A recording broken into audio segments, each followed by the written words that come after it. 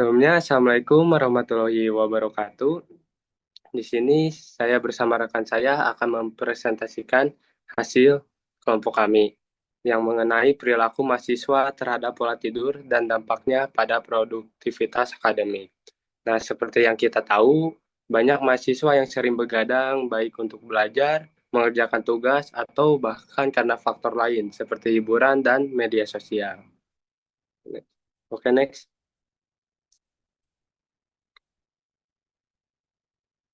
Oke, di sini ada anggota kelompok. Yang pertama itu ada Nara, yang kedua ada Adli, yang ketiga ada saya sendiri Fajar Fadila. Oke, kita masuk ke pembahasannya. Di sini ada pengaruh pola tidur pada aktivitas akademik. Nah, jadi pola tidur dapat memberikan dampak terhadap produktivitas akademik, seperti kebiasaan begadang yang dapat mengganggu fungsi otak, termasuk konsentrasi dan memori. Hal ini dapat menyulitkan mahasiswa atau mahasiswi untuk memahami materi pembelajaran, mengingat informasi, dan mengerjakan tugas dengan efektif.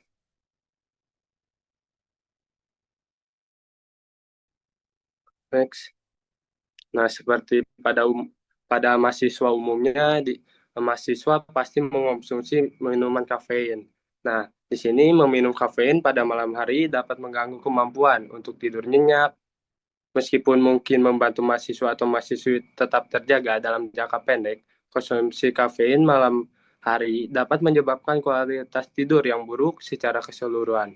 Efek samping ini dapat mengganggu kemampuan mahasiswa atau mahasiswi untuk fokus dalam belajar. Jadi di sini saya akan membahas data variabel kategori.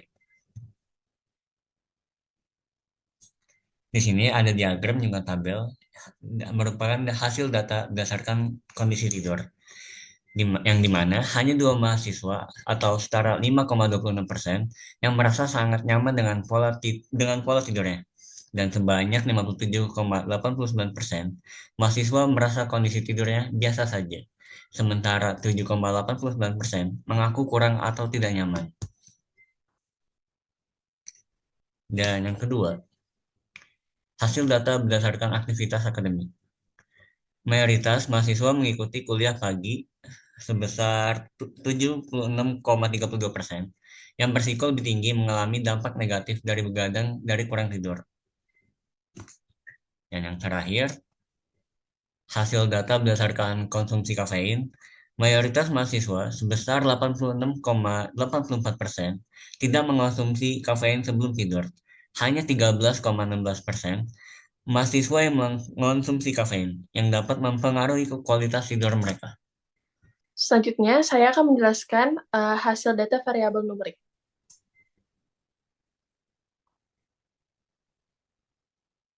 Next.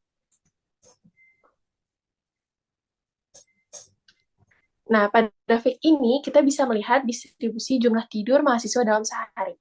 Mayoritas mahasiswa tidur selama 6-8 jam per hari, yang secara keseluruhan mencakup 65,79% dari total responden. Namun, ada juga 5,26% mahasiswa yang tidur kurang dari 5 jam, yang dapat meningkatkan risiko kelelahan akademik dan penurunan fokus. Sebaliknya, hanya 2,63% mahasiswa yang tidur selama 10 jam, yang menunjukkan bahwa sebagian besar memiliki pola tidur dalam rentang normal. Next.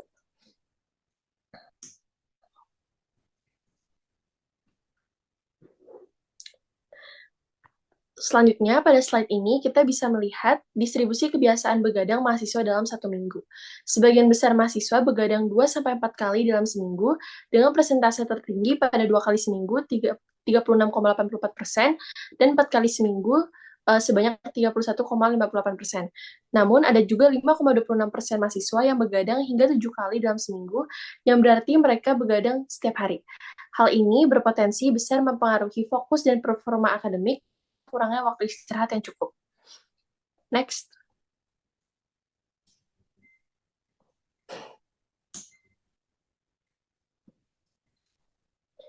Lalu pada slide ini kita melihat hubungan antara kurang tidur dengan kehilangan fokus dalam seminggu. Sebanyak 34,21% mahasiswa sering mengalami kehilangan fokus, sementara 31,58% mahasiswa mengalami kehilangan fokus pada tingkat rendah. Selain itu, 18,42% mahasiswa kehilangan fokus 3 kali dalam seminggu, dan 15,79% lainnya mengalami kehilangan fokus 4 kali dalam seminggu. Data ini menunjukkan bahwa semakin sering mahasiswa begadang, semakin besar kemungkinan mereka mengalami kesulitan dalam mempertahankan fokus selama kegiatan akademik. Seperti yang tadi teman-teman saya jelaskan, bahwa ada beberapa data-data. Nah, di sini kita dapat disimpulkan bahwa mayoritas mahasiswa memiliki pola tidur yang kurang optimal akibat kebiasaan begadang yang cukup sering. Hal ini berkontribusi terhadap meningkatnya tingkat kehilangan fokus saat perkuliahan. Mahasiswa yang kurang tidur cenderung mengalami gangguan konsentrasi yang berpotensi menurunkan produktivitas akademik mereka. Oleh karena itu, diperlukan kesadaran lebih lanjut tentang pentingnya manajemen waktu dan pola tidur yang sehat untuk meningkatkan performa akademik. Sekian dari kelompok 4. Mohon maaf bila ada salah kata dan salah perbuatan. Wassalamualaikum warahmatullahi wabarakatuh.